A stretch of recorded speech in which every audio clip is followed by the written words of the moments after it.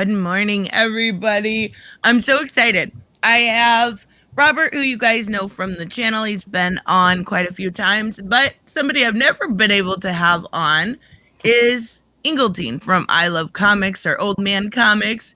And I think I've known you for about 3 years now, and we go back and forth. But I think the best thing about that I've always enjoyed about your channel is you can have a little bit of differences and still be, pretty much able to get along. Plus, you do like comic book Jeopardy and super fun stuff like that. I love the comic book Jeopardy. There are two shows that we do that get very few views, but I will never stop them. I don't care if it destroys my channel. It's just far too much fun. And that is the comic book Jeopardy and the Bad Comic Theater on Friday nights, where we're reading in the worst high school voices and everything. It's a lot of fun. So yeah, you're invited on both. To tell you the truth, you should show up. I want to do comic book Jeopardy. Yeah. That's so same cool. Same here. I mean, and Robert, since you're allowing me to plug, and you can win prizes. I do buy the trade paperbacks and such. Yes, some of them come from Ollie's. I'm not rich, but you can win prizes on the on comic book Jeopardy. I honestly do send the books. Maranya just got a whole big bag full of trade paperbacks because she keeps coming on and winning. Someone needs to beat her, ladies and gentlemen. I couldn't. I'll dethrone her. Yeah. So I figured today, normally we always talk about new comics. I want to kind of look over that, and then we'll talk. And initially I had wanted to talk about Deceased. Halloween is coming up at the end of the week. And I did actually get to already read DC versus Vampires, and I'm not going to ruin anything, but it's so good. It's so good. That one. Yeah. James Tynion, it's such a shame that DC is losing him. Like, the man can write horror so good. Well, yeah, there's a saying, a lot of people who know me have heard so many times. You can only be slapped so many times before you start flinching when someone reaches for the salt shaker. And that's kind of what happens with these creators who come in, and they are treated like indentured servants. They're, the DC is making $1 gajillion off of the creation. So it gets to the point, why would anybody now create new characters? Why would anybody now put forth 100% when so many options are open now? The crowdfunding, different independent companies. You could literally just go out and say, you know what, I'm going to be a comic book person today. I'm going to start writing, I'm going to start drawing and put it out. I kid you not. Okay, maybe I don't know 100%, but I will bet you somebody could crowdfund a character called Stick Figure and make their own dang comic strip or comic book. I will bet you money, if it's written well, that can happen. That's how that's how open it is to everybody. So why not Tynion or a Vendetti go out and actually kick ass doing their own stuff? Well, the stuff I've seen, I don't know if you guys have had a chance to check out the stuff on Comixology. I know it's not quite the same, but from Scott Snyder has been fantastic too. Like his We Are Demons, and I think the other one was called Clear. And I know there's one from Chip Zdarsky now also. Like, there's so many different options than there was 10 years ago. I don't necessarily think like Substack's going to change the comic book industry, because I think that has problems all on its own. But I do think it's making them at least think a little bit. The way that Substack is going to change is that this is a safe space for moderate comic book writers and artists. Obvious Comics Gate turned from what it was into what Ethan Van Sciver turned it into. Yeah. So you have a lot of people on that side going over there. And I think that this is someplace people that they think they can go and it's safe for them, where it doesn't have a stigma attached to it. But I don't think it's going to change the industry. There's been so many options before this, other than that if enough go over and are successful, then what's going to happen is you're going to see even a quicker drop in quality when it comes to the big two, which we've already been seeing. Oh yeah. And that is Let me kind get of sad. let me get this super chat before Raymond has to go to work. Back to work. Thank you so much.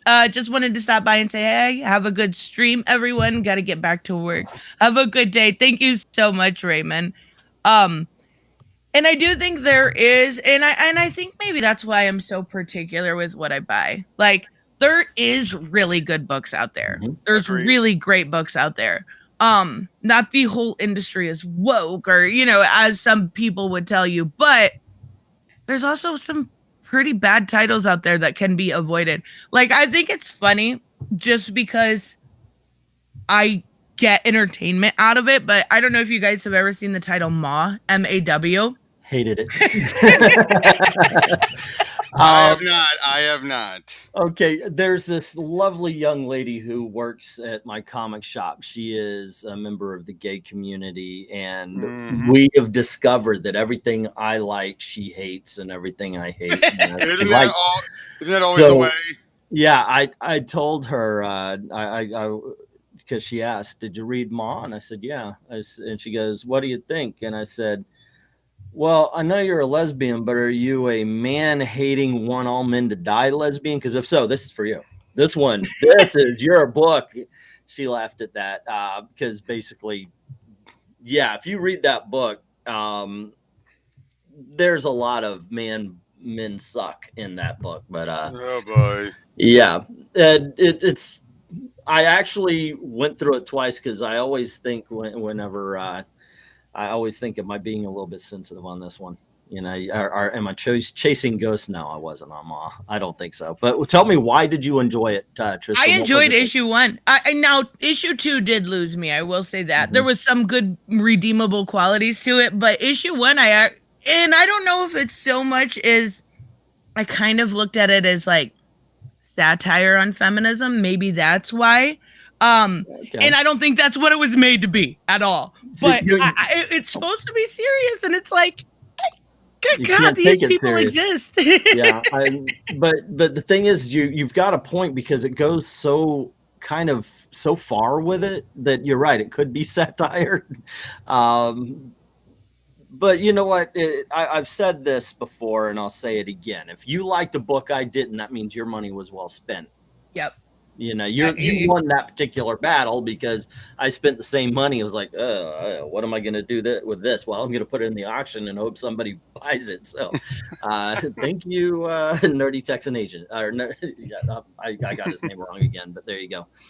I do think there is good like satire stuff on necessarily like current events, maybe not totally feminism, but I think more like the Me Too movement. If you've ever read Not All Robots. No, I did not get the chance. It's fascinating. Like, it's Mark Russell, and I am not a Mark Russell fan. There's a lot of things he's done that I don't care for, but this is fascinating. Like, it's so well done. And it's like, basically the men are the robots, right? So not all robots. Remember when people are going around saying not all men are like this? And it's actually, it's thought-provoking, and it's obviously set in a dystopian world, but it gives you the idea that there are good robots or men. That's actually something that I'm surprised that Mark Russell would write a book like that. I'm very interested because Mark Russell is left to left. So when it comes to arguments about identity politics and everything, and a lot of people, when it comes to the Me Too movement and such, and I'm talking about people who are really into it, will not ever admit that men have problems also. So I'm actually surprised. I'm more interested in it now because I think Mark Russell is like a home run king with a really bad batting average. He swings at everything, and he either hits a home run or he strikes out. There is no in between. This is not somebody who gets on base. I will say this. I will say this. I did not mind his Second Coming when you actually sit down and read all. If you compare it to something like Dogma, for example, where it's like, it's more poking fun at religion, but it's doing it in a way that's not just degrading it. You might think it is, but when we actually look at what he's talking about, you're like, oh, okay, I see where he's going. He's trying to more write it like if it's from a real world point, like a more realistic point of view. And maybe because I'm a bit agnostic and everything, but I looked at it like, because I'm always of the belief of the Bible's not exactly what happened. It's just an interpretation of what things that happen. And I'm looking at it like Second Coming is kind of like not exactly where I'm looking at it, but a bit closer to it's real, but not in the way you're thinking it was real. Mm-hmm. My go-to for Mark Russell would be the Flintstones and the Snagglepuss. I thought that was brilliant stuff. Well, you have Marie Javins editing him on those books, and I think she brought out the best in him. Maybe that's the case. Maybe it's the combination, because sometimes you get the right artist and writer together and they transcend. And there's some stuff where I've read of Mark Russell's Second Coming being one of them where it just didn't hit for me. Wow, we're going to disagree about everything here, aren't we? and that I haven't read Second Coming, but I will say I thought it was pretty dumb that it was lost from it was originally DC, right? Oh yeah. That was so dumb. Like I have a real issue with any sort of censorship of art. I know they went to Ahoy. I get it was eventually put out, but like if you're going to censor one extreme, like, you know, the religious right is going to censor something, then you can't scream out when the left does it too. So it's just like, just let it exist. If people don't like it, the market's going to decide. I say that way too often on my channel, but the market will decide. If it's not a good book, it'll get canceled.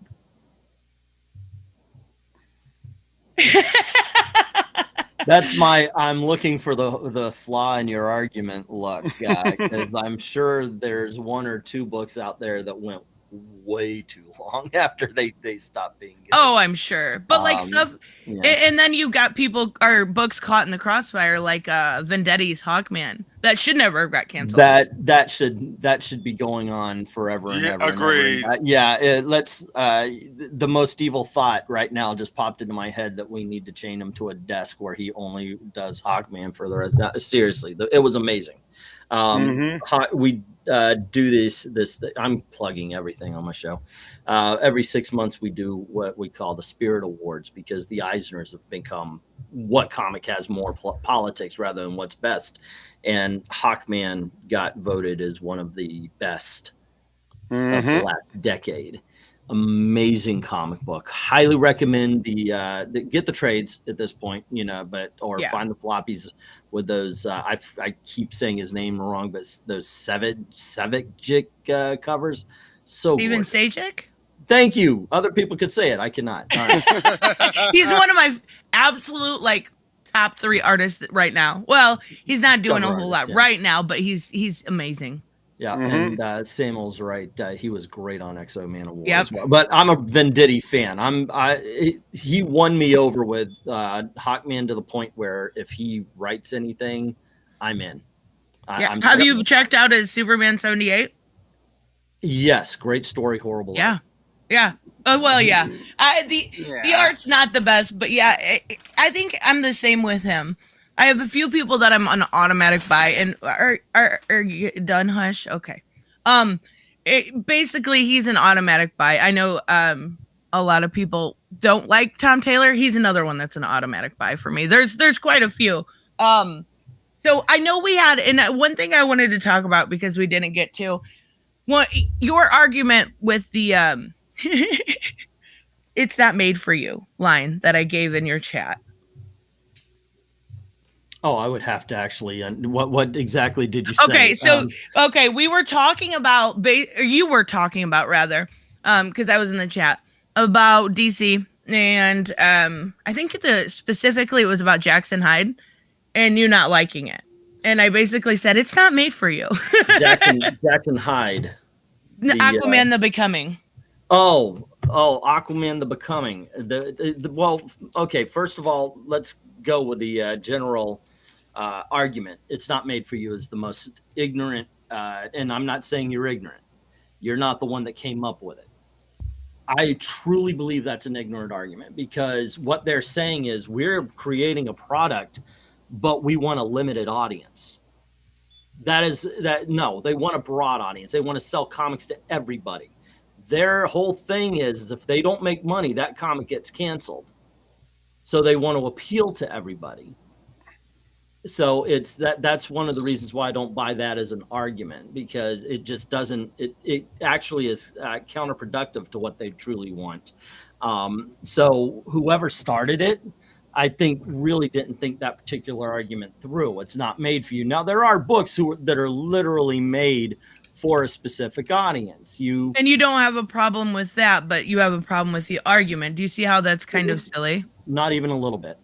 It's okay to have there is businesses models. This isn't one of those books. See, usually the books that I'm talking about would be like, you would have, I forget what it was called, but it was like Marvel Age or something like that. And it was specifically aimed to kids. Generally, if something is specifically aimed at somebody, it's marked as specifically aimed at someone. Now, if you want to say that DC's putting that little rainbow bullet on it and saying this is only for gay people, then okay, they're making a book for that. But that's not what they're doing here. They're trying to get new readers. They're trying to get new readers, but I'll guarantee you they don't want to lose the old readers. Right, and they have plenty of other books to choose from. I don't see like how you can say that one book is okay to have a targeted demographic, but another is not. It's because it's marked for it. That's and so are those books. That's marked for the pride symbol. Once again, only if they truly mean with this pride symbol, we're saying that it's only for gay people. And then if that were the case, then why is it only on variant covers and not all of the covers? Because the gay pride is a variant. It's not the main cover. So they do want an audience for it. My problem with the book itself is the way he's written. Now, once again, let's get this straight up, because I will not have this mistake being made about me. I don't give a crap if a character's gay. Oh no, I didn't. Write them well. I didn't insinuate that at all. Yeah, but I just wanted, because there are new people. People are like, right. I get that. Who is this Eglinton guy? I have no problem with that. What really bothers me is how he is written, how Jonathan Kent will be written, how they're drawn, how Tim Drake is now going to be drawn and written, and it's going to be completely different than how it was before.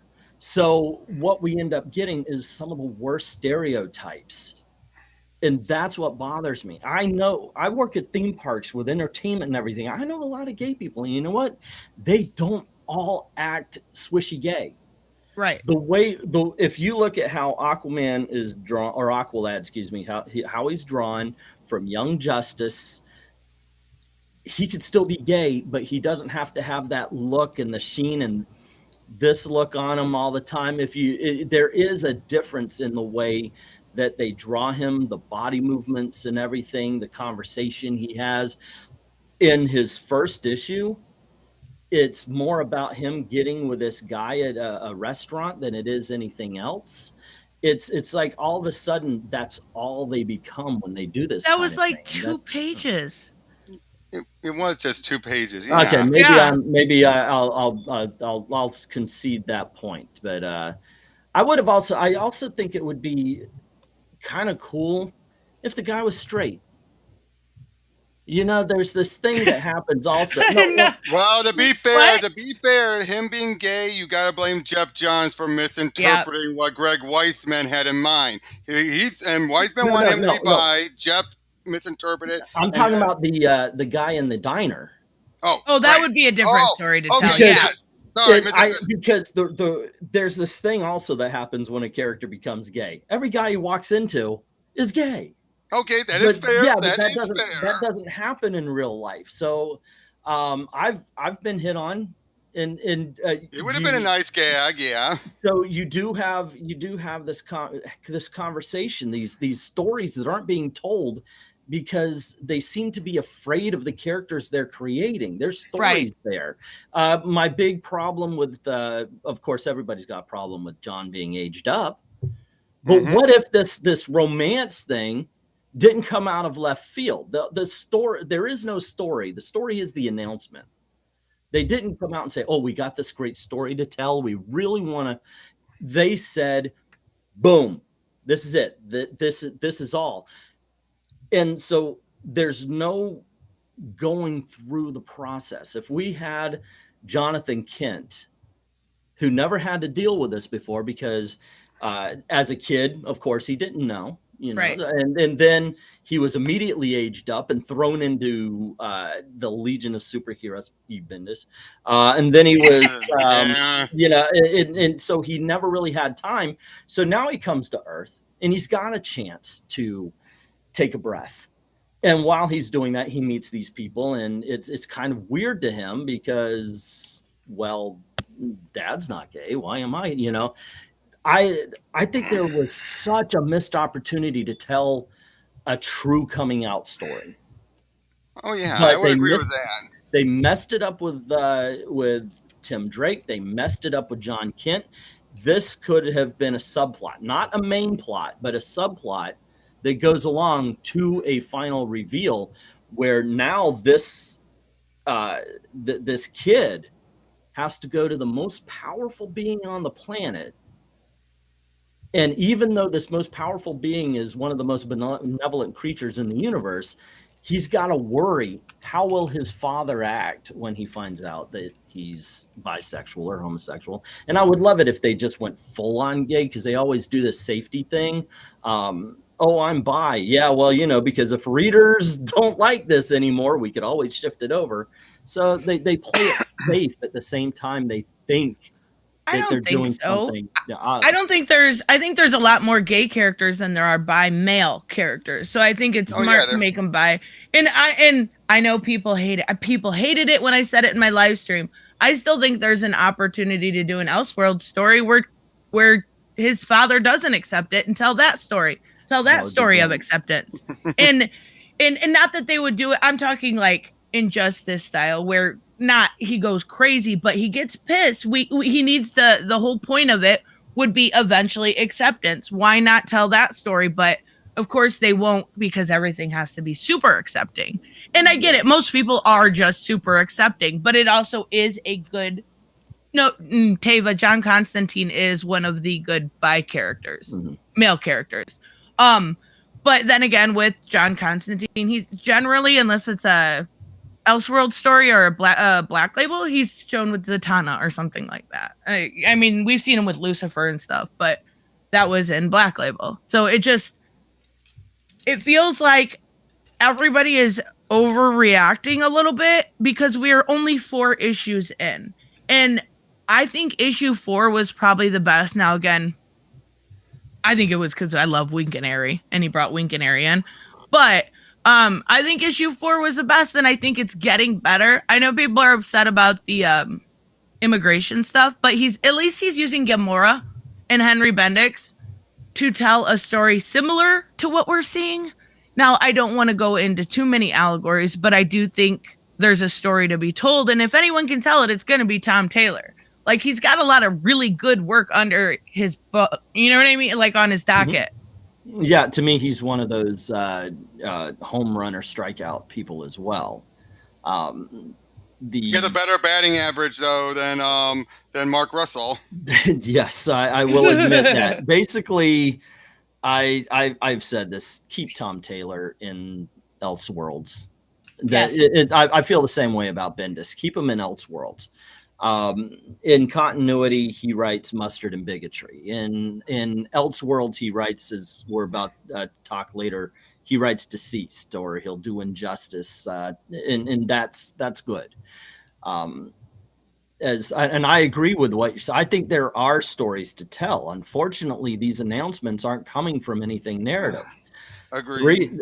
2 or 3 years ago, they did, and I've got it on my channel. They did a convention of sorts. It was an actual comic book convention. People don't understand, but what we go to, those aren't real conventions. A comic book convention would be a whole bunch of creators getting together and talking about how to move their industry forward.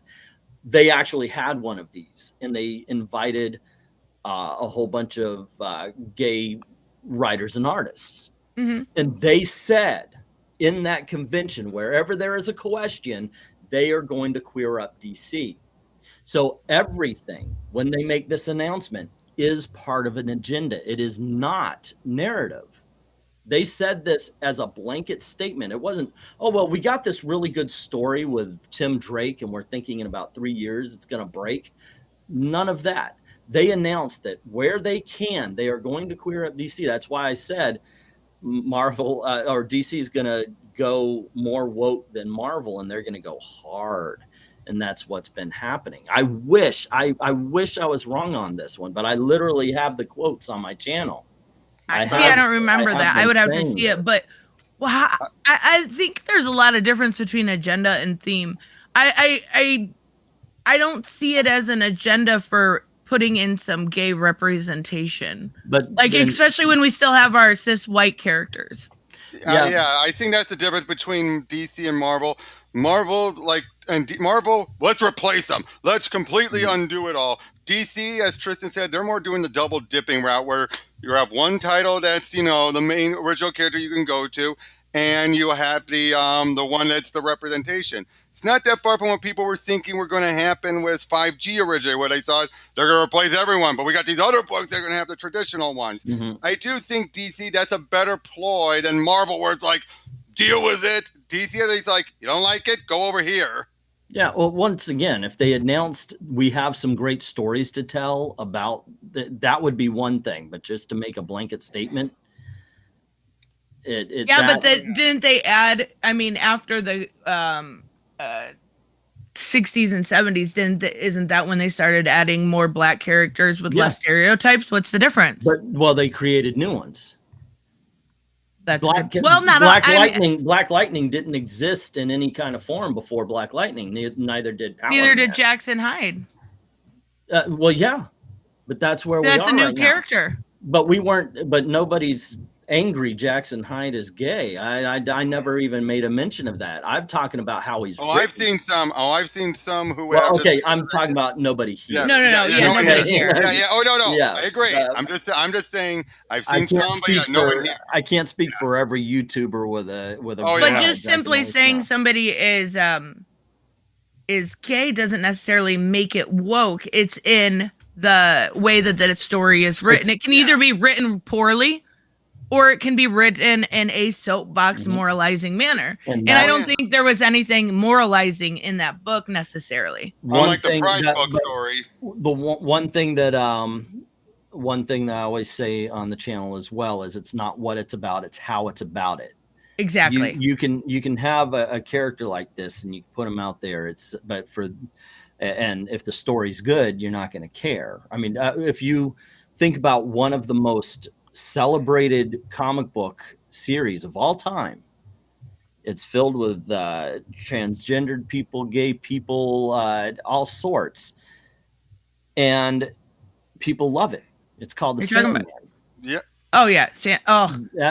Nowadays, but the thing is there's two things that are going on here.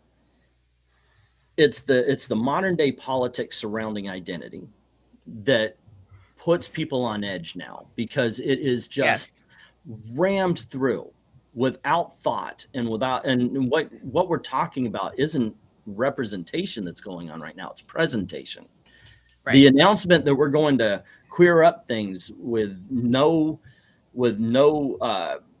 thought of story beforehand is like going, hey kids, gay people, huh? And the fact that they're not going full on, the fact that they do give themselves the out with the with making John bi and not gay or doing that. That's not an out, though. It absolutely is. We have no proof of that. That's not there are bi men out there. Bi representation is very small. Well, if it wasn't out, they would have done that with Alan Scott as well, to be honest. But they made him full on gay. Where have we seen that before with DC? With the I was gonna say with America Chavez and such like that. Oh, okay, yeah. Wasn't she already established though as bi before? Or? And then went full on gay, and then back, and then you haven't heard. I think everyone wants to disregard what Gabby did. I think everyone wants to disregard. No, Gabby is a freaking treasure to this world. That is one of the greatest series of all time. Have you seen her new book lately? Everyone's trashing it on Twitter. And I didn't know she had one actually. Oh, she adapted some other book or whatever, and people are trashing it because it is. You're getting me excited, Robert. My nipples are getting hard here. I'll look it up. Gabby Rivera book. It is so amazing. Look, yeah, I won't say unkind word about Gabby Rivera because she built my channel. Going off on the America books is what built my channel, so I appreciate her for so much. So. It's an adaptation of her Julia Takes a Breath. Okay. But yeah, they did this whole thing, and then as soon as it was done, as soon as it wasn't serving the story, they popped it back. You're right though about the fact that we have no hard evidence about what I'm suggesting would happen. Well, and then you bring up it is just a it's just a prediction due to what I've seen before. Right. But and I understand that. Okay, go on ahead. I know I can take over if I talk. No. You brought up Sandman. That would not be able to exist today. There's no way. There's no way. It would have been canceled. It didn't sell well at first. It took a good, probably getting through the dollhouse to actually sell well. And then not only on top of that, you would have 45 videos going, oh my God, Desire, they're genderless. It's woke. Yeah. Oh my God, Calypso got raped. It's woke. Yeah, it would probably trigger a lot of people because there is this thing I use. It's called chasing ghosts, and I watch myself on this kind of thing as well, and that's where you see it where it isn't. Because if you make videos, and I did this when we first started what became Comicsgate, you would talk about this stuff so much, and you had to get content out every day. So you would actually start seeing it where it wasn't. I totally have been there before. Yeah. And so it kind of corrupts you a little bit. I actually had to stop. I want to talk about actual comics and not, what Max Bemis is saying on Twitter or something like that. So you want an example of a book that people are claiming woke and they're making all these accusations, but when you actually look at it, you're like, no, it's being historically accurate. Oh yeah, great radio show. Yep. I listened to the radio show. But this though, I mean, it's like when you actually look, the things people complain about, it's historical accuracy, but they're like, oh, there's some underlying message. If there was, it's because that's what actually happened back then. Quit trying to erase history because it makes you look bad. I'm sorry, it happened. Well, we have revisionist history on every side, right? Yeah, on every side, yeah. That's unfortunate. But, Superman Smashes the Klan is fantastic. I absolutely loved it. But I do like Jean Louis Yang. I think he's a really good writer.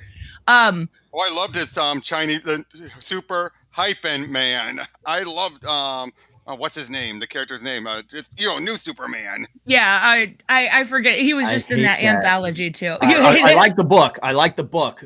But give him his own identity, and that was one of my. Yeah, but I think the hyphen though. That's also one of my complaints about they're turning Aqualad into Aqua. There's nothing wrong with being Aqualad. They're turning John Kent into Superman. Be John Kent, be Superboy, be his own person. These are temporary stories, though. That is the one thing I would give them. They are making it clear up front, more than Marvel ever did. This is temporary. I mean, Kong. King and Kong, yeah, exactly. The problem is of course I see too much behind the curtain. Right. This has always happened. I've talked to the creators. I've talked to the creators, and they tell me what's going on. And what's going on with this is they want to leap forward. They don't want to do the work. And I'm about to kill my bird. They don't want to go through the creating the characters because nobody will like it. Well, what the hell do you think's happening now with what the hell do you think's happening when you change your when you change a character who's been one way for 30 years like Tim Drake or Bobby Drake? Yes, I know the Drake thing going on. Yeah. We see their thoughts. So we know they aren't like that. But they actually have said the reason why they do this is because if they create a new character, it won't be as popular as if they just swap an existing character. And I've said it before, and I will die on this hill. That is not representation. That's presentation. And I agree to a point, but we've seen mantles change before. We've seen with the Flashes. We've seen it with the Green Lanterns. It's nothing necessarily new. I think it also just takes an adequate writer to do so. And I do think it's Brandon Thomas writing that, right? He's writing both Aquaman books. That's the new what I thought. Coming, and the Green Arrow one, which I read through. It's good. I won't spoil if you guys haven't read it. I haven't read it yet. But I'll just say, the people you see on the cover are not who you think are on the cover, is all I'm going to say. I am curious how that is. But I think he generally is a pretty good writer. Better than Easton. I think we have a problem just as comic book readers of wanting the end game at the beginning and not knowing the story that's in between. Oh, yeah, and I think Storm put it best. Yeah. I think we jump ahead and want to know what's going to happen. And there could be a good story there. We don't know yet. But with evidence with I would say number 1 was just meh, right? Like it was just the Aqualad. Right. Yeah, it was. It was a very flat line. I feel the same way about Nubia. I read the first issue. I thought it is so amazingly all right. Well, at least that's why they're putting in minis and not ongoings, because they probably know that. And by the way, I just read that comment that popped up. I absolutely agree. Some people don't like to bring up the topic because it's like freaking Beetlejuice. If you talk about them too much, they start showing up. It's like, just go. It's like the same people who you bring up nowadays, certain other people, you talk about legacies, everyone starts trashing on even the good legacy stories. Why? Oh, because certain YouTubers are now trashing on them because it's the hip thing to do. Look, the thing is, and I know I'm taking the, we're on opposite ends because of this, but there are good ways to tell the story. One of the things, and here's part of the problem, nerdette. I don't want to just call you nerdy, Tristan. Is that I think the problem is within the announcements itself. Hey, we're making Superboy gay, and why isn't it? We've got this great story, and we're gonna have a surprise for you. Let's hear about the narrative. And you know what? We've seen gay people do things. This is not an amazing. We know gay people exist. You don't have to make the announcement they're gay. Just have it happen, but write it well. And I think I have an issue with like clout chasing in a way with someone's sexuality. Like that's it's just not something you should do. It's kind of in poor taste. I have an issue with that. And that's actually why I appreciated the Nubia and the Amazon one so much, because we didn't know. Yep. We were learning through the story, and nobody announced it. There was no press, release sent out. It was, here's Bia, she exists. Here's the story. It was literally in number 1, and it, even the writer didn't even say anything till after the issue was out. And that's how it should be done. It's like a panel and a half that she's in the book, and if you blink, don't take everything literally, Rob. No. I wasn't going to say that. All I was going to say was, from a writing story point of view, they introduced a whole new set of Amazons. That's like a good team number. That's why I was just going to say was, then they're setting them up for the rest of the mini. Is all I was going to say. Yeah, but we're talking about the announcement. Right. This is one of the case that's making my case. Right. Because had they just told everybody, we have introduced a whole bunch of Amazons, and they're going to make a splash on Themyscira. You have to check this out. It's going to be great. Some even if they wanted to talk about it, some are a little bit different, something you've never seen before. Boom. Now it's about the story. Now it's about the narrative. Now it's not about the demographic, and that I think is the problem. I think part of the problem is the announcements. It's just, I'm sorry, but I'm sorry I'm not impressed that you're gay. I live in Florida. There are people that are impressed though. And I get that, like, that's a weird thing to be impressed about. It really is. Gen Z is so much different. And I think that's the difference is I don't necessarily know that a lot of those marketing schemes are made for, I'm a millennial. I don't care. I grew up in the time where I remember watching like an MTV story, like a documentary, seeing about how a gay person had been killed for being gay, and it was this story, and that was like something that changed my whole outlook when I was really young. Like I was just like, how could you do that? I grew up in the time where, you know, people fought for their rights. People fought for their rights to get married and to just be treated normally. And now it's how do I say this without sounding mean? Don't. Now it's like more in that Generation Z where that book I would say is specifically targeting, where that is impressive. That is brave to them. I don't know why it's brave to them, but it is something that they seek as they're more into identity than our age, our demographic. It seems weird to me, and I'm gonna put on my old man hat and point out the grayness in my hair and beard, and I'm gonna say it seems to me that kids today are dragging up a whole bunch of problems we solved.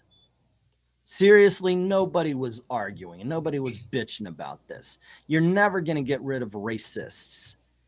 But we pretty much had a handle on racism. And now it seems like they just like, oh my gosh, it's slavery days again. No, just shut up. The best thing you can do is just be. Just be, because what they're doing every damn time is they're dividing and they're pointing out the differences. Yes. They're not there. There is no unification in what they're doing, because their whole existence is all about, you're in this box, I'm in this box, I'm over here, he's over here, he's over here. There you go, there you go, there you go. It's all about separation rather than coming together. Morgan Freeman, I think he was the one, right? Talking about Piers Morgan. What do you think we should do about race? Stop talking about it. Seriously. When you go into a store and a black guy's behind the counter, do you go, oh, black clerk? No. You pick up your stuff, you go, you pay him, you walk out, because you know what? It doesn't freaking matter. But what's going on with now, and this is why the announcements, this is why I think the announcements really do stand out, is because they're going, hey, these people are different than you. Here you go. Even if it's in a positive way. Oh, we know some of you aren't heteronormative. Here's your character, because now you can have somebody in your box. They say things like, everyone needs a hero. Like Spider-Man didn't inspire black people, gay people, or whatever. They say this like and look, I understand I'm saying this as a white guy who literally has seen white heroes in every medium, but there have been black heroes, and you can get inspired. My favorite hero as a kid was Power Man. I grew up in Florida as a country boy. I don't think I could have been further away from an ex-criminal in Harlem. But still, I looked at him and I thought, this is awesome. This guy gets knocked down, and he still wants to help his fellow man. And I couldn't disagree more. I think it's that Dave Chappelle special. I don't know if you guys seen it, but he points out like the racism wasn't handled. Like it was quieted. It was maybe pushed behind the curtain, but there's nothing saying that it was handled. Like, he does a good example. Like, he talks about if a black man has a it's typical white man voice and calls, and his name is Clifford, he's gonna get a table. And then he goes there and he shows up and he's this big black dude. Yeah. That's racist. Yes, that's proving there is nothing in the laws that say it's legal for that man to keep somebody out of their race, out of the restaurant. There is no what they call systemic racism. There is no law against that. But that person who would kick that guy out or try not to give him, that guy's a racist. Yeah. And that you're saying that we had it handled before. No, you will. I said you will never get rid of the racists. There will always be someone who will attack some of the bigots, whatever. There will always be somebody who will attack somebody for being different. But now the laws state that you could sue the shit out of that person. Now the laws state that the person who does that is in the wrong. That's what I'm talking about. You will not get rid of the racist in this world, no matter what the color, no matter but I'm a big proponent of education and not shaming. You know, we see this Twitter culture, which is, I still think everyone should just leave, but that's beyond me. Where it becomes a shame game, right? Mm-hmm. And basically, when you shame someone, it makes them cement their beliefs. So instead of doing so, and I actually talked about this in a video, and then I privated it with Vita Ayla shaming Thinking Critical, and I think his video was pretty shitty. I'll be the first to say that when it comes to trans Amazonians. But he's also allowed that right. And instead of her shaming him, why not send him some information on what it's like for either, you know, what her body has gone through since she was, you know, young. Whether I'm sure that's not something necessarily he'd want to read, but and again, going back, I'm going to do a video on it.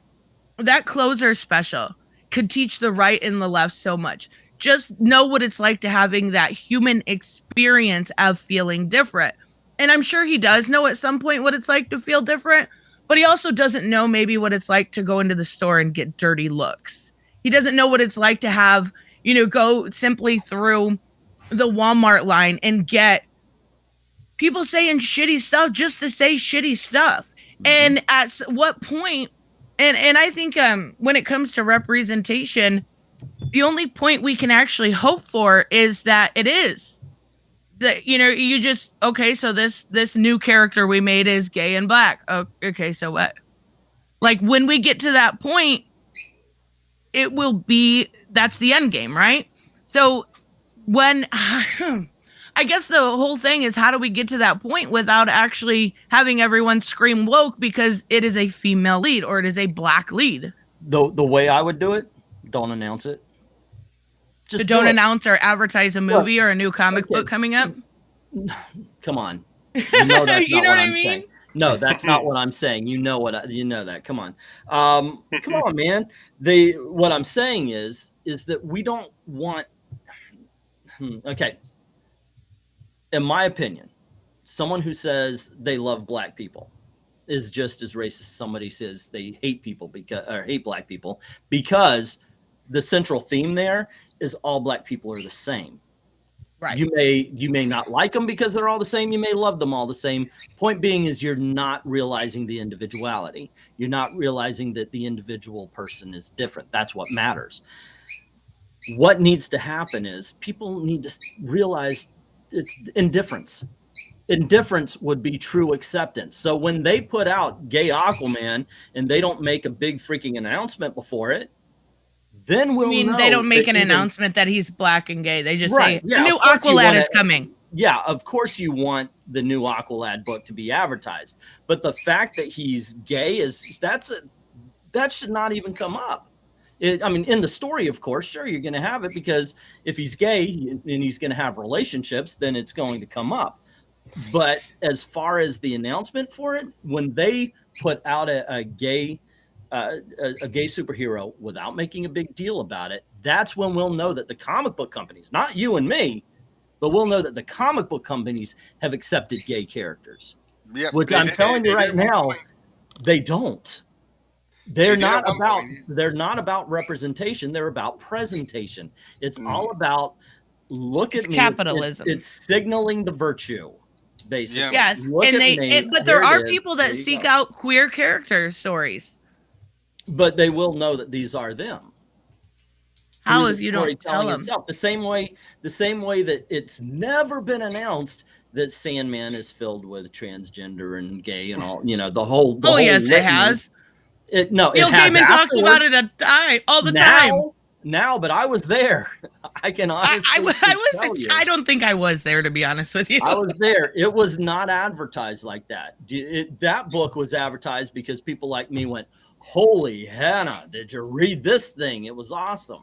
And it didn't matter. It didn't matter because the story came first. And it didn't sell in the beginning. Yeah, but it did eventually because enough people put it forward. But that goes back to they want to skip steps. Right. They don't want to climb that hill. They want to just have a helicopter land them on the top and go, "We won." Well, oh my Lord in heaven, she let it out. Well, to be fair though, That was what, and salmon was also back in the day when you had higher numbers that you could do it. Nowadays, the numbers we're barely reaching now are not even worse. What would have been cancelable, like the highest points these days were cancelable numbers back then. So I think what they're trying to do is because they know they can't reach the old day numbers. Now they brought it on themselves by taking it by just going direct market only. They completely, not doing any stuff like the newsstands or anything like that. So yeah, they brought it on themselves. So, but I think that's part of the reason why they're doing that. Is that they want to just jump ahead because that's all they can do. Well, and there's a lot of dishonest publishing practices in comics, anyways, right now. Yep. When it comes to variant covers. One other thing I just want to point out was, but you do make a good point, England. Yeah, they do. They put emphasis on it because look back at Batwoman when they brought in Kate Kane. Now granted, J.H. Williams, when he was on Tristan's show, I remembering saying this, kind of, backpedal on it. Or not backpedal, but said that wasn't fully the case. But I still remember they introduced Kate. People kept thinking, oh, she's a gay superhero or superheroine. And then DC had to make clear, no, she's a superhero that happens to be gay, but they never made it. It simply said Kate Kane, and then they mentioned a little bit about her being gay, but they were mostly focused on it's Kate Kane. Yeah, they put the story before the message. They put the story before the gender or agenda, whatever you want to call it. Well, when they introduced it. Now, of course, when the book actually started, again, it was still a great character, but they still focused on the relationships. But even then, though, it was still handled a bit better. But I do think the announcements were still, she was, yeah, we're going to see what it's like dealing with a superhero that is gay. By the way, I like Batwoman. I thought it was very well written. And the art was fantastic. The Batwoman Rebirth, absolutely. I'd recommend it if you guys haven't read it. The Rebirth. J.H. Williams did say that they just weren't ready. That was on accident. Yeah. And to answer the question that was put forth, I was there when people started saying I don't see color and what it means, and it amazes me what it's been turned into. How can you not see? It's not a vision thing. Yeah. Okay? I never did.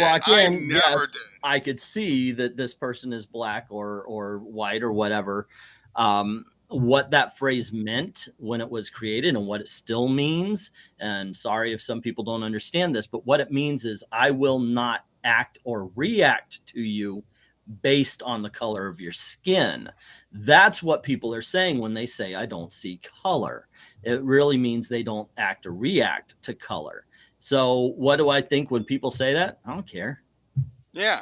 Honestly, right. But I have a problem where people start saying you can't. Like, okay, I'll use an example, and I can only use it because I'm female. But I had Bianca and I had Liana K on my stream, and I'm like, this is a females, in the comics, in gaming and stuff, our experiences, and it's like you can't celebrate those differences when it comes to a lot of it because people just automatically assuming you're doing identity politics, and I have a problem when people say, well. This person, Black Panther, right? It was definitely an icon that Black people it did great. There's no reason why you can't celebrate those things. Judging someone on their merit is wonderful, but to act like you can't, be proud of being a Black woman or a woman or a white man. There's no reason why you can't be proud of it. It's ridiculous that we can't celebrate our differences, but still come together and actually be Americans or whatever nationality you are. Yeah, as far as what you're saying there, I actually agree with this. Wow, we agree on something. That being said, where I would disagree is why would you want to? I love being female. I don't know about you, but I did absolutely zero to be a white man. My parents, you want to talk to them? They did everything they could to make sure that I was at least white. But I had nothing to do with it. I had nothing to do with me being white, nor male, nor heterosexual. So why should I be proud of that? I'm very proud that even though I'm a poor person, I kick my own ass to try to make sure that there's food on the table. You know, I'm very proud of the fact that I stand up for my friends. If Nerdette, even if I didn't know who you were, and we were in the same vicinity in a store, you would be one of the most. I'm very proud of the fact that I know that you would be protected, because if anybody came in, I would put myself in front of people. That's my character. And those are not to get gendered here, but those are masculine traits. I had nothing to do with I had nothing to do with being man. I have nothing to do with being white. So I don't feel I should be proud of it. But you know what? That is mine. That's not arguing yours. That's just explaining my point of view on that. Because look, it doesn't matter. You can. I hope that this makes you feel good in your life. I hope that you feel proud to be a woman. Maybe because being a woman gave you a little bit of extra something to overcome. I don't know, but that's on you. This is me. I'm not actually arguing the point. I'm just explaining my position. No, and I totally get it. But what bugs me about the situation is anytime you actually are proud of something, if you're proud to be, you know, Asian or white or a woman, that's when people get upset and call it identity politics. There should be, you should be able to be proud of who you are. Yeah. Without everybody thinking it's some sort of weird signal. I think what happens a lot is there's words get spoken so much that they lose their meaning. Yes. Identity politics is when that's all that matters. You know, it's like social justice warrior. People are like, oh, I'm proud to be. Then you don't understand. To me, you don't understand what social justice warrior is. Social justice warrior isn't somebody who fights for equal rights. That's justice. It's not social justice. Exactly. Equal rights, you don't put another word in front of the word justice for everybody to be equal. A social justice warrior is somebody who focuses only on demographic, and you think that people need to be treated differently because of those demographics. That is what social justice warrior is. It's not somebody who can who sees people as people. You're a woman. You are white. And you're called Tristan, and you are, you know, and you have these other characterizations. But first, you are woman, because that's what they think puts you at the disadvantage. That's what makes you the victim. And that's what social justice warrior is. And that's what it, you know, so when it's said as the pejorative, and I understand that it is used as a pejorative, that's what's behind it. It isn't, oh, wow, we're against equal rights, therefore, no. And I hate the fact that I just use a Southern accent as a Southern guy. But yeah, it's not about that. It's about the fact that that's bigotry. To treat somebody different because they are white or black, or because they are man or woman, or they are gay or straight. That's bigotry, and it should not be celebrated in any form, even if it's in the guise of we want to help, because you're still being a bigot. But what about, okay, so you're saying that this definition of social justice warrior, which I think has lost all meaning, same with woke. Yeah, same as Nazi, but what same about, as racist. Yes, yeah, exactly. Yeah. Sexist. Well, I would say they still have some meaning, racism and sexism, but they don't actually used correctly. Unfortunately, there's the umbrella has gotten so large. Exactly. It's to the point where if you go, yeah, black people like to play basketball. That's racist. No, it isn't. It's actually very accurate. I don't. I always say there's always an exception to the rule, and you're talking to it usually. But yeah, it's become this big umbrella to the point where if you're including everybody, you're including nobody. Anyway, I'm sorry I interrupted her. No, what was I saying? Oh, so if we're talking about a person of the LGBTQ community, if they're fighting for their injustices, are they a social justice warrior, or is it like, is the default white? Is that what you're saying? Like, I'm confused. Like, generally we see, okay, let's be real. Generally, a lot of people fighting for these rights or lack thereof are white women or Caucasian. But Are they still a social justice warrior if they're just personally fighting for their own rights? Say they are a trans person and want to be able to have their, or they have a kid that's a trans person. They want that person to be able to participate in sports. Is that social justice, or is that just fighting for rights that they want? I think I know what you're saying, Tris. You're talking about more about less the group doing it, like the whole people who join a cause as they want to join a cause, and people who actually have a stake in it and are doing it because they want to push it. And I do think that's the case where a lot of those, the people, the good-natured, the well-intended people, do get overshadowed and lumped in with the people who are doing it just for the cause. They have no idea what they're talking about, or doing it to raise their own power or whatever. Yeah, actually, that's a good point, because what ends up happening is the person who truly is just interested in making sure that things are equal gets drowned out. I remember when, like I said, I always say what became of, but when we were just the comic book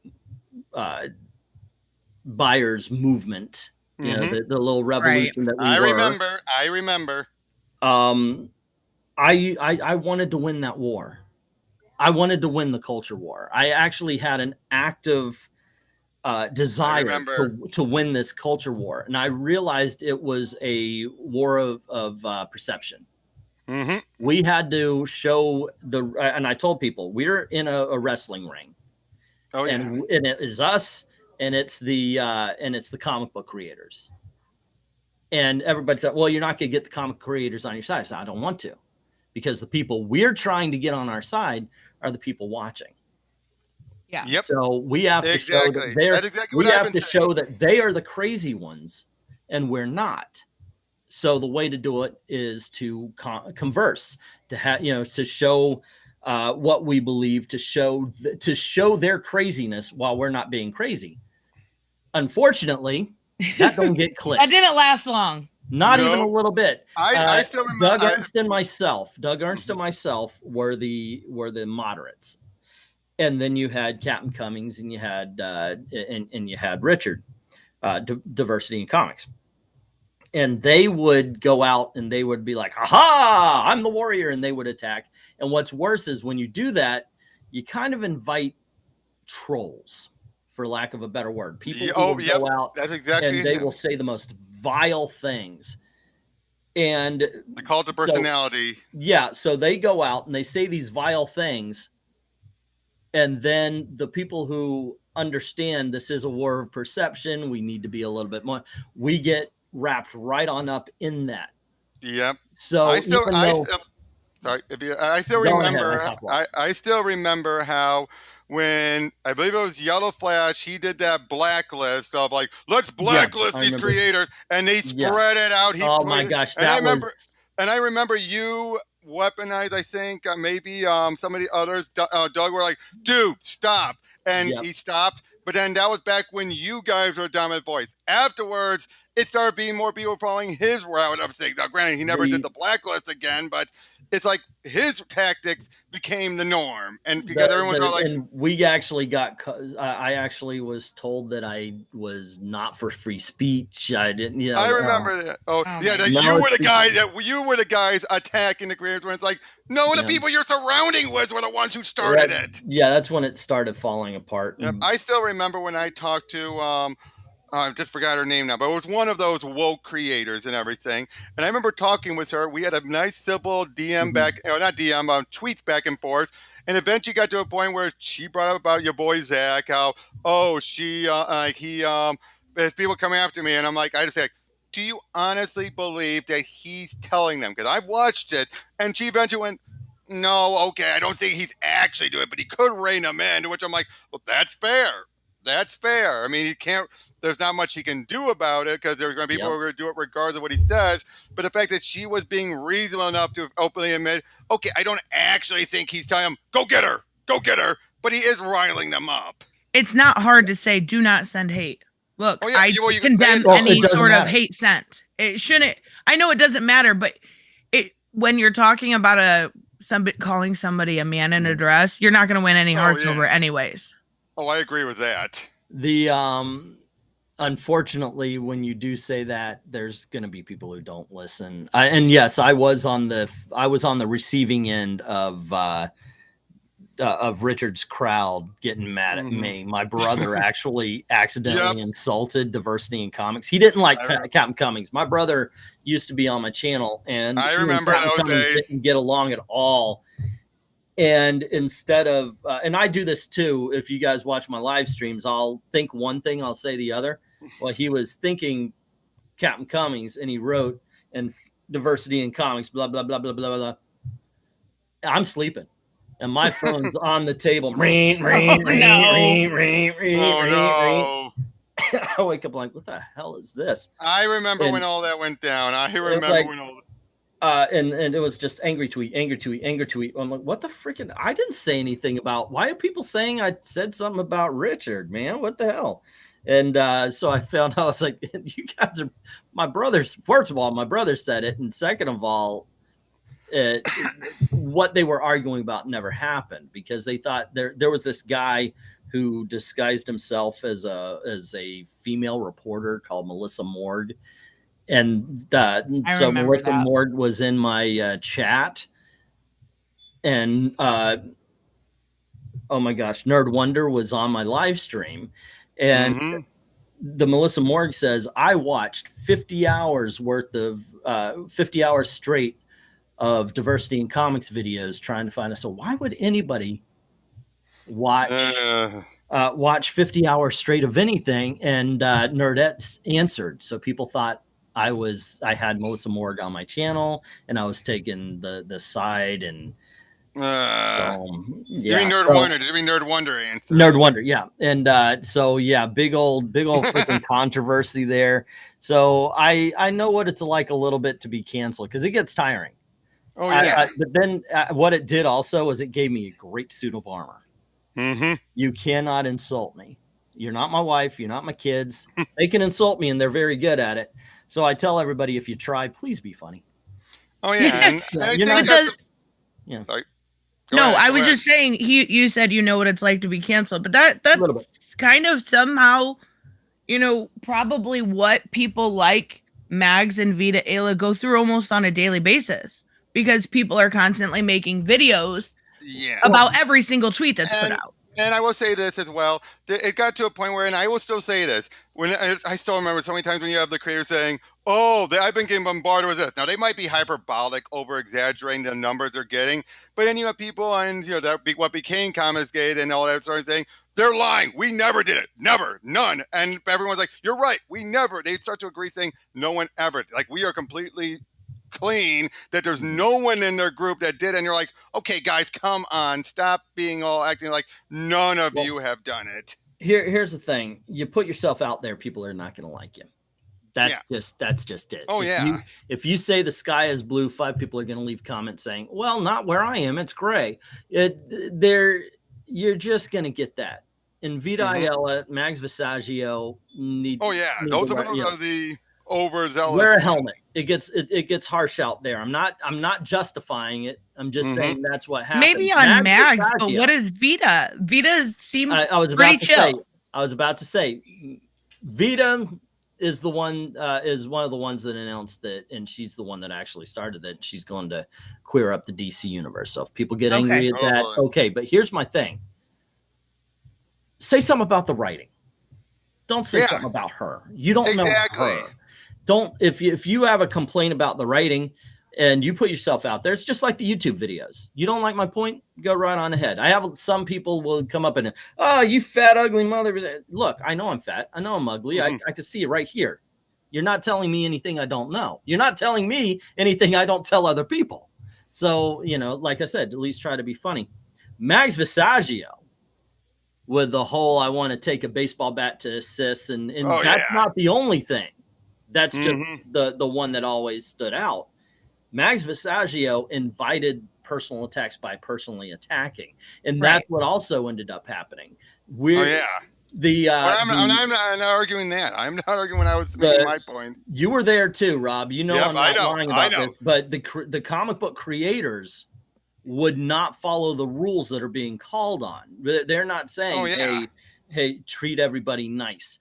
I recently got called racist by a comic book creator and a homophobe, a misogynist by a comic book creator I've never spoken to. He's never spoken to me, and I'll bet you money he's never seen one of my videos. He doesn't. He's just assuming. He used my name. He called me by name. Holy crap. So that is something that, okay, so how am I going to respond to it? Do I insult him back? Oh, yes, I did.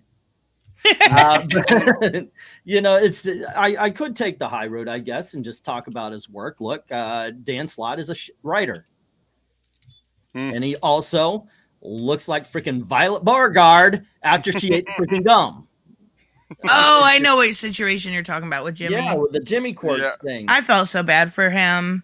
Jimmy Quirks is one of the sweetest kids. I know. I felt so bad for him on the channel. Mm-hmm. Yeah, and so oh boy, whatever happened to Dan? Whatever happened? Let's say someone bring up Dan. He could write. Yeah, I mean, Tris, you just read through my recommendation of Living Hell. Oh, so good, and he could write, and that's why I always say it. Twitter was a mistake.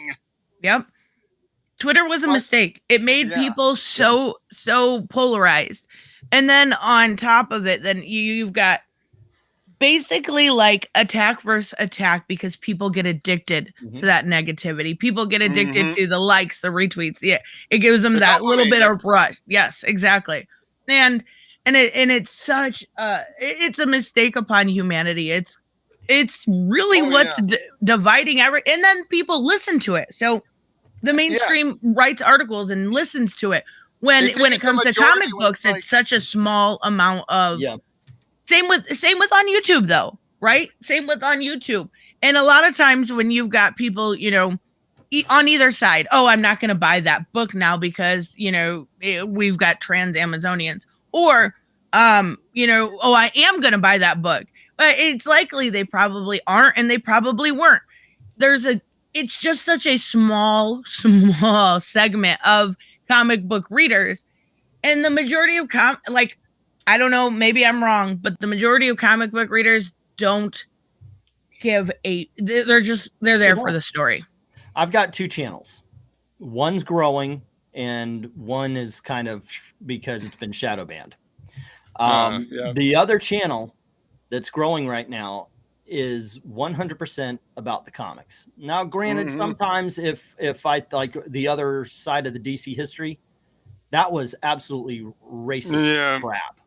Not towards white people. That was that John Ridley wrote horrible racial stereotypes in that book. That one was. And he seems to believe that he's a real world or the cartoons are canon with how he did Terra and ignored Lex's presidency.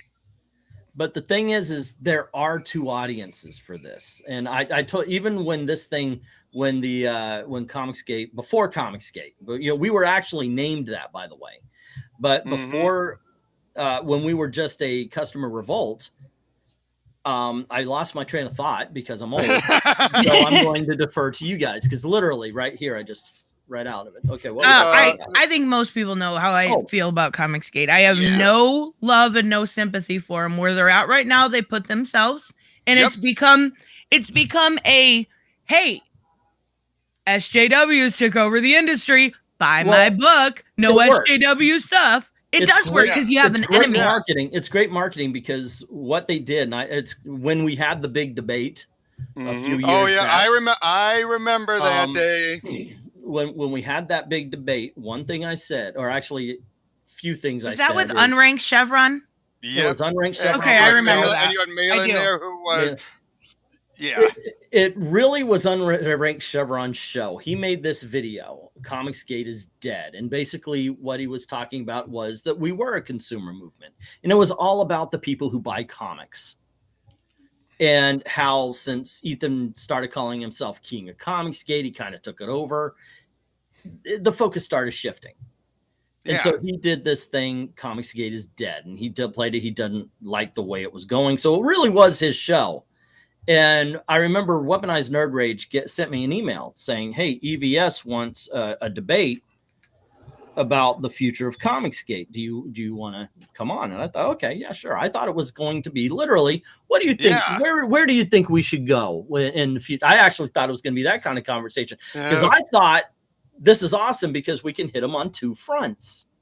We can have the customer revolt, which would be basically what we were doing. Plus, we could have people like Ethan Van Sciver and any other creator who comes in, which is where it should have been, who would make comic books that would cater to a larger crowd, would cater to somebody who doesn't like woke comics. So I thought it was okay. So we're going to have two teams working for the same goal. This is awesome because then we can expand. Great idea. Great idea. Let's talk about that. So this is the mindset I'm going in. Oh, and, I remember that. See, another little side story talking about Yellow Flash. Yellow Flash got drunk one night and started raking me across the coals.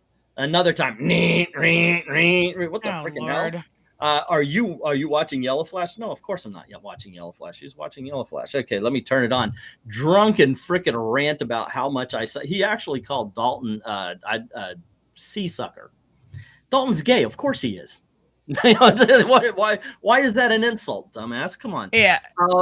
So he's just going off, and he wanted me to get on this thing called Bloodsport or something. I'm not. Oh boy, the Bloodsports. Come to find out that this debate that we're supposed to do is actually a blood sport, because the first time when Ethan started talking, he yells at Unranked Chevron. I'm like, oh, so here we go. And three of the things I said is what you're going to have is a whole bunch of people coming in, and they're going to say, hey, I believe exactly what you believe in. Aren't we simpatico? They're going to take the money. They're going to run. I said, 2, this is not going to be about the consumer anymore. It's going to be about the creator. Yep. I forgot the third part. But anyway, later I have actually seen tweets where people are saying, you're not Comicsgate if you're not buying this book. And I was like, what the freaking hell? Because we actually got that. Richard started up, what was that? Move the Needle. Yep. And it was awesome because you would buy your comics, and you would click on, this is what I bought this week, and you would tag DC, you would tag Marvel or Dynamite or whoever. And it was to show that we are the consumers. We're the people who are here to support you. Unfortunately, it was tainted because it was tied to people who were Comicsgate. Also felt like we got to share it. Yeah, and you got a whole bunch of people who would then say, wait, you bought Mags Visaggio's book? You're not. I'm like, no, guys, and they you're missing the point. Yep. I get that too. I mean, it's not Comicsgate per se, but with me, I like that He-Man Revelations, but because I had to point out what they're saying, we are the real fans. We determine. I'm like, I watched the old show. I watched the other shows. I have a bunch of my toys back in my parents' house. I got the DC Comics. But I enjoyed Revelation. You enjoyed Revelation? You're not a fan because you don't see it. It's like, what? Yeah, it's. I don't get it because I don't get He-Man fandom. But I'm saying, no, that's where we've got, and where you have all this group that's because of, it's become one big, huge thing, not just Comicsgate.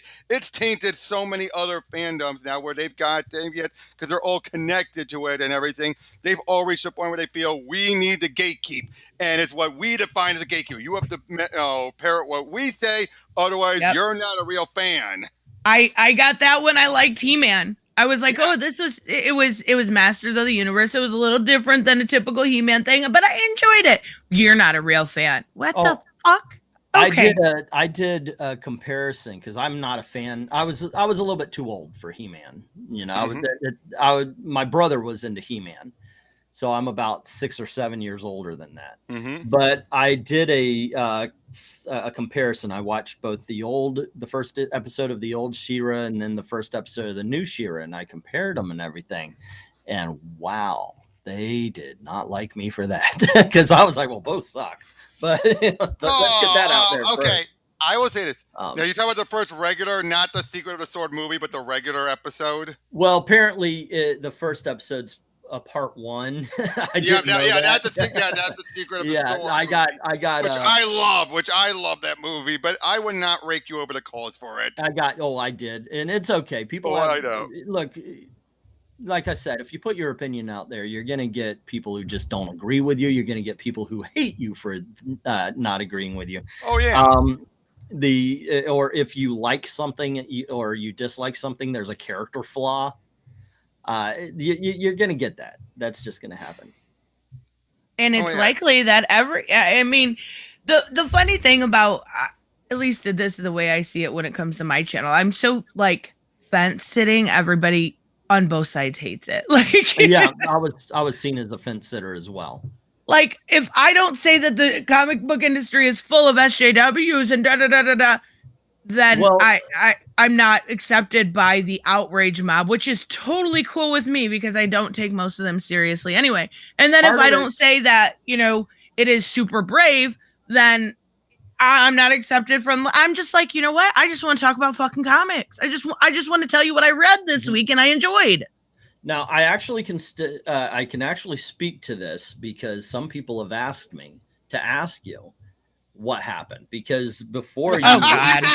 Okay, no, let me ask the question and then go on ahead, because it was when I said, hey, look, I'm going to be on Tristan's channel on Tuesday, so please check that out. You know, it's going to be fun. I know we disagree a bit. You know, I told him it's probably about the Superboy, the identity politics stuff, because that's where we disagree and everything.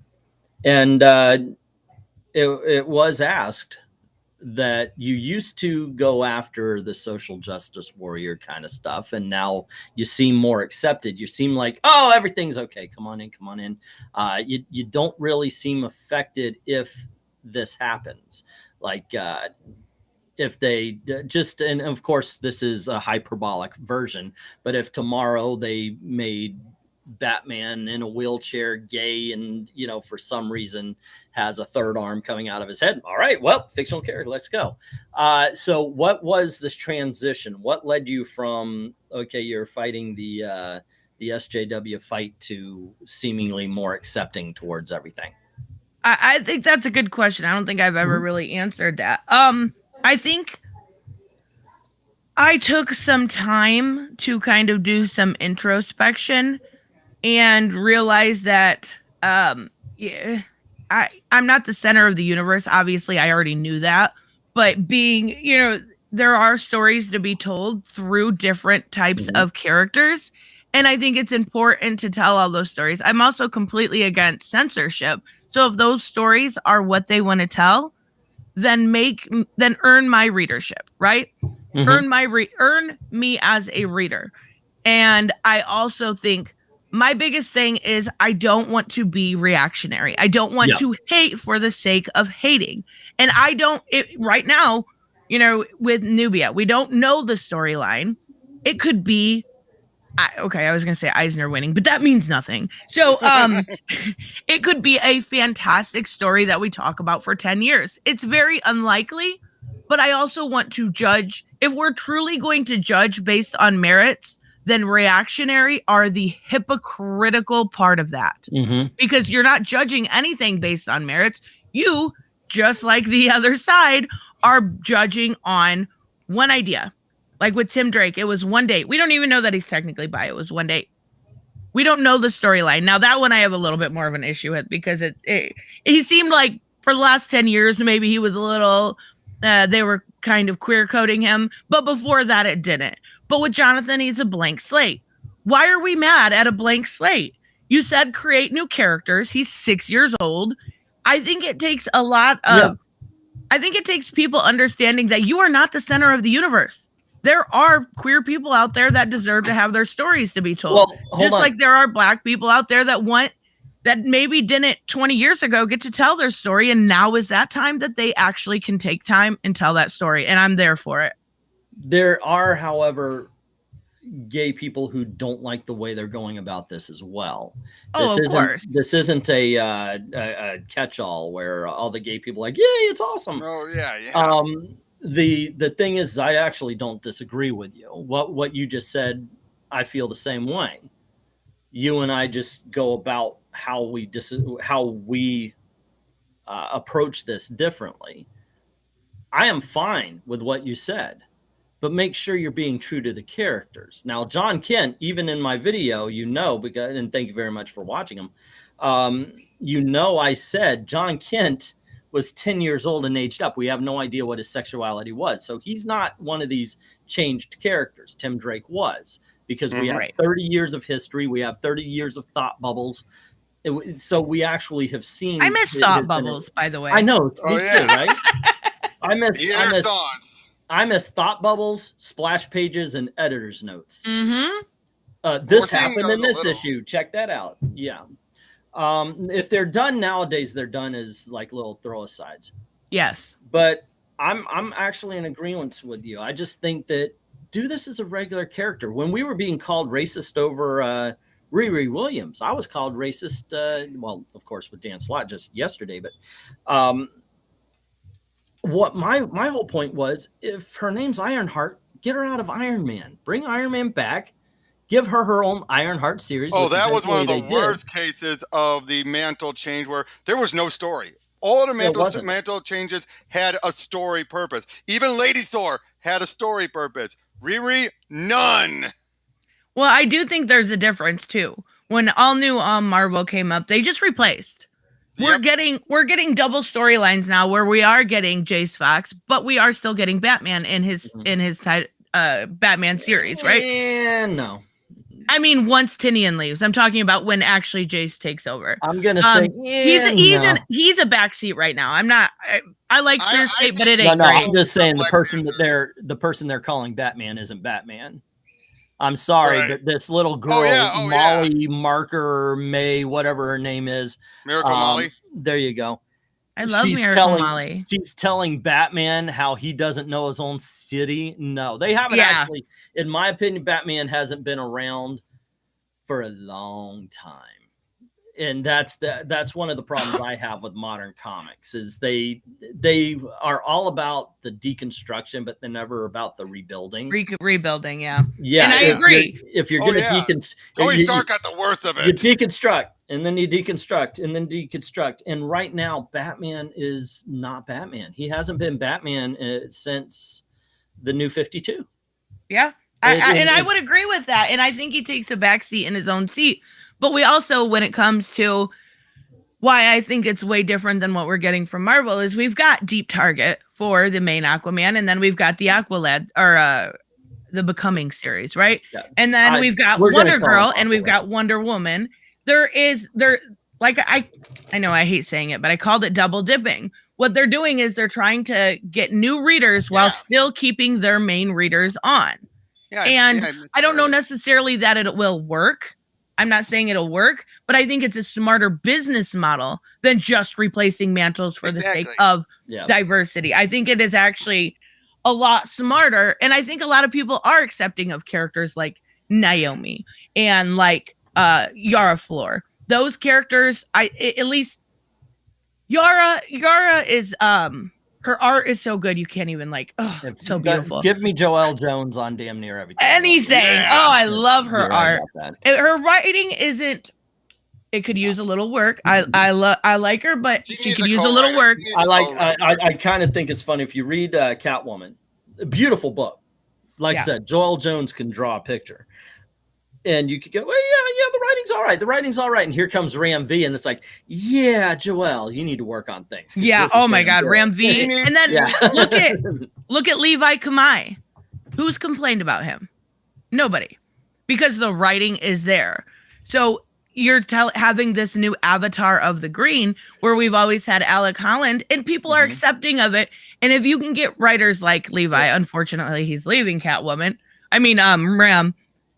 People will be accepting of them if the story is there. So we can't be I hate to say it, but a lot of the reactionaries are just doing it because they know people are typically attracted to that negativity. They're typically the Hellraiser stuff was bullshit and people still ran with it. It wasn't even a gender swap. It's properly adapting the original book. If anything, the original was a gender. Well, no, it was a compositing character. You combine the male the somewhat male lead Cenobite with Pinhead, who was using female definitions. You just combine them into one character. A lot of people don't know that in the book, that there was more Cenobites. They had to trim them down because for a budget. I don't know if they were joking, but I saw memes that were talking about how Marvel went woke because they made a She-Hulk. You have no, that's a tokenized character. I've been told. That's apparently tokenized. Right. Basically, the new definition of tokenizing is to change the gender race. Basically, it's not. Yeah, I could actually. Excuse me. I can actually see the tokenization of characters. Nowadays you kind of get that feeling. Oh yeah, but nowadays, like back in the day when She-Hulk was created, there was a reason. They wanted to protect the copyright. Yeah, because anybody can make She-Hulk. Let's get that in there. So that's the reason why it was created. It wasn't created as a way to signal the virtue, and that's kind of what's going on now. Same with Spider-Woman. And the perception is very much that. And that's one of I've said this on my channel before. I said they need to slow down with it. Not necessarily stop, but what they need to do is create new characters. If you want to do a trans character, create a new trans character. Yeah. Don't make them ridiculous. But then you have someone like Naomi. Sorry. Oh, but go on ahead. Go ahead. I was saying, you have someone like Naomi, who people, as soon as they were announced, because this Bender's making a black girl, there were people already declaring her Riri 2.0, and we should dump on her. It's like, and then it comes out, she's not that bad. Oh yeah, same with Joe. Well, the thing with Joe, no one had a problem really until they said she was coming in the future state. Then it's, oh my God, we should hate her. When I read Far Sector, it's not the greatest, but it's not that bad compared to a lot of the other crap that Marvel was shoving. The art's beautiful. Oh, yeah. And even Teen Lantern. Oh, and they say, oh, she hacked it. She says she hacked it. Then if you actually see the origin issue, you find out, oh, it's not. And she didn't. She's just claiming she did because she wants people to like her. But then you have people, even with that origin, saying she hacked it. And then you show them the book. Nope, she hacked it. It's like, I'm showing you the origin right here. She hacked it. First of all, I've read Teen Lantern, and wow, I did not like it. I know. I'm not. God bless you if you did, but I'm talking about flat out. The difference is you read it. The character annoyed me. Yeah, is what it was. But when I read her dialogue, all I heard was. Well, Jeffrey Thorne has kind of fixed her, I think, a bit. And I've always said that there is no such thing as a bad character. Nope. There are bad writers. A bad writer. Yep. Neil Gaiman brought back Brother Power the Geek. He brought back Prez. He wrote brilliant stories with him. He showed that any character can be written well. James Robinson, when he wrote Female Dr. Light, probably one of the best handlings of her in a long time, because most people just write her as a bitch. Unfortunately, I've noticed this more in my auctions than anything else. If something happens now, it affects the love of the backstory, the back issues as well, and that's something I wish would go away. Mark Waid, of course, did what he did, and now nobody likes Mark Waid Flash. That was brilliant. Nobody. It was amazing. Yeah. Or Kingdom Come. Or Gail Simone. Gail Simone. Gail Simone gets it. Secret Six. The Secret Six and the Birds of Prey are brilliant, but yeah, once they found Twitter. That's what I'm saying. Get rid of Twitter and all of this goes away. Let's just nuke it. Oh, I hate it. I know, because that's part of the reason why I did when Mark Waid was good. I only did one book out of it. Or I did my creator spotlights on Gail. Oh, good God, I got so many downvotes for that Gail. So I'm like, how dare you? Or when I did my Kurt Busiek one. I'm just going to flat out say this. If anyone from Bleeding Fool watches this, I'm not going to be posting there anymore because they had a trouble. The fact is, like, we have our own little Twitter beef with them, and it wouldn't look right for us. And then put something positive on there, and then eventually turns out they were wanting me more for my movie reviews with my friend Ingrid, and they eventually said.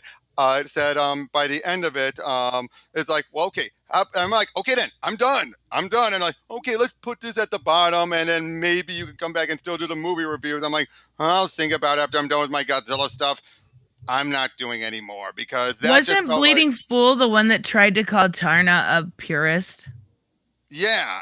Like she was naked in the issue, but they're like, oh my god, that she was bounding. put... No, that was bounding. That was bounding. Okay. They're both the same way. Did you read? Well, it's just like they didn't want to put that my originally put my article. They did not want my video up because I was giving praise to Kurt because they've been having an ongoing beef with him. It's like Kurt Busiek blocked me because I called him out about that whole milkshake thing, by the way. Holy crap, that was one hell of a tiring day. I can't believe I spent 15 hours. And it was for flow. I still always groans when people complain. Well, here's the thing. Didn't know that. We didn't know that on the day. Do you know what I said to piss off all the freaking... do you know what I said to piss off Kurt Busiek and all them to get them to block me? Where's the proof? Oh, what did they say? Why we need more women writers. Why? I mean, I understand we need better writers, and if they're women, hey, great. But why specifically do we need more women writers? I'm not defending that statement. I understand that men can write women too, but they also don't have the lived experience. So I women can't write men is what you're saying. No, not even a little bit. No, but you could definitely write. The reverse logic stands true. If you can't write, I'm sorry, go on ahead. I'm saying that if the male is the writer, there's no reason why you can't go and talk to a few women, get the idea of what it's like to live that experience. Like, for example, me and Liana K talked about this when it came to what was it, WandaVision. They only had like one woman writer in there, so they were living and trying to get the female experience through her, and instead of through like the encompassing woman experience. If the male is the writer, there is no reason why he can't, if he wants to actually get, depending on story, of course, get that experience. There's nothing wrong with a little education, right? Like, there's nothing wrong with if you're writing somebody. It's no different than, like, say, look at Alan Moore. He couldn't go and write that anatomy lesson without actually educating himself behind anatomy. It's the same exact concept. But when you're talking about because of the lived experience, you are saying, because you have to look at it in the reverse. You got to look at it in the reverse, just to be honest to the argument, to be honest to the point. So if you're saying a man can't write a woman properly, I guess you're not saying they can't write one, but they can't go all the way, then a woman can't do the man same way. Even if that's not what I'm saying. I'm saying there's nothing wrong with education. No, of course write that part. The woman could come and they could get a few notes from the man as well, but they won't understand what it's like to be a man. Therefore, they will never write a man properly. Therefore, by hiring a woman to write a male character, you are admitting that you're going to put out an inferior product. Or you just leave it up to the fact that this is a writer does have an active imagination and can just write. And granted, but a writer also has to do research. Oh, I agree with you 100% there. We've seen bad women in comics, and by that I don't mean evil. I mean poorly written. Right. We've seen great, and we've seen them written by men. We've seen them written by women. Louise Simonson shouldn't have read. Yeah. See, I would never say Louise Simonson was a bad writer ever. And he wrote male characters all the time. One of the things I don't like, since we were talking about, since we were talking about identity, I hate the, I feel like a man. Really? What's that feel like? I mean, I've lived as a man for most of my 50 years.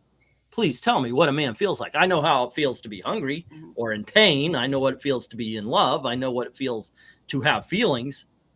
But literally, just in a neutral room with nothing going on, what does a man feel like? Oh, yeah, and that is true. But if I can say one thing, I do get what Trish is saying, though, because I have a bunch of stories written up. A lot of times I try and think about it with a girl, like a girl's, and I try, a bunch of female characters, a lot of female characters. And I do try to write them all differently. But at the same time, I even also know that I'm going to have to run this by another girl just to make sure, like some of the girls I know, women I know, to see, am I in the right ballpark, or am I just doing what a man feels a woman sounds like? And unfortunately, I think these days you do have some writers who can do it, like Chris Claremont. He showed he can mostly do it depending on the character, but there are a lot of times, and it feels more when it comes to men writing women, then that you get that where you feel like this isn't a woman, this is a man, what a man thinks a woman sounds like. But yeah, it does feel like when it comes to you have a lot of female writers, they seem to get what a man sounds like a lot better. You don't say this is what a woman thinks a man sounds like. I've noticed that when it's like on average anyway, and I think that's kind of what people like Leon or Tristan are talking about. Is that unfortunately, on average, men seem to have that. Don't seem to strike that as well as when women are writing the men. My favorite definition is Jack Nicholson is as good as it gets. How do you write women so well? Well, I think of a man, and then I take away reason and accountability.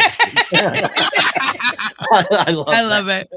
Great line. All right, guys, I gotta wrap up. Do you guys have anything coming up that you want to plug? I will put the links to your guys' channel in the description so everyone can check them out if they haven't already. Well, I just had my interview with Jimmy Palmiotti before I came on here, so you guys should all check that out. It was really fun, really short, but really fun. I'm hoping to try and get a few other people on, like Judd Winnick. I'm trying to work on that. Fingers crossed on that. But for the most part, I'm just continuing my Godzilla retrospective with my friend Ingrid. Awesome. Yeah. Anything, Ingleton? Well, I live stream every night at 9 o'clock-ish. From Thursday to Tuesday, and we do Jeopardy every Sunday. Please show up for that, especially if you want to be on it. But just please show up. We need views, and yeah, I love the game, but it's like that's one of the things that just doesn't get. If I'm talking about this kind of stuff, we get views, but if we're actually talking about comics, nothing. It's hard. Yeah, so every Friday we do this awesome I call it Bad Comic Theater, where we basically read a classic comic book, usually a first appearance or some classic story, and we all take parts. And you're welcome to be on so long as you have a decent mic. That's all we ask. And Jeopardy every Sunday night, 9 o'clock. Yellow Spider-Man is in the comment section saying, hey, I'm going to be on it this Sunday. And you can win trade paperback or along those lines. So yeah, sure. Whatever happened to the old debates? Because I know last time nobody wanted to participate. Comic Book Thunderdome was a game show we did. Yeah, nobody wanted. Everybody loved to watch it. Oh, I love being on it. I love being. I remember I won one of those. I know Tris won one of her rounds. I used to have a debate. So cool. Used to have a debate show where it'd be like, who's the better Avenger or something like that. And, but it was not about what was factual. It was about who made the better debate. Better. It was so fun. And I think that's what chased a lot of people away, though. It wasn't so much about what was factual, but just how well you presented. And people were like, well. Because it's all about your opinion. Yeah. That's why. And who makes the stronger case for their opinion was what it was supposed to be. So. Yeah. Well, as Tavia pointed out, we went far away from DC, so who knows? Maybe you and I can talk about that a later time. Here we go. Deceased is awesome. Yes, I have a problem with Tom Taylor with Superman, but Deceased is freaking awesome. Read it. There you go. We talked about it. There we go. In a nutshell. An addendum. It's what made me think Tom Taylor could have written John. Now I regret it. All right, guys. We will see you next time. Bye-bye.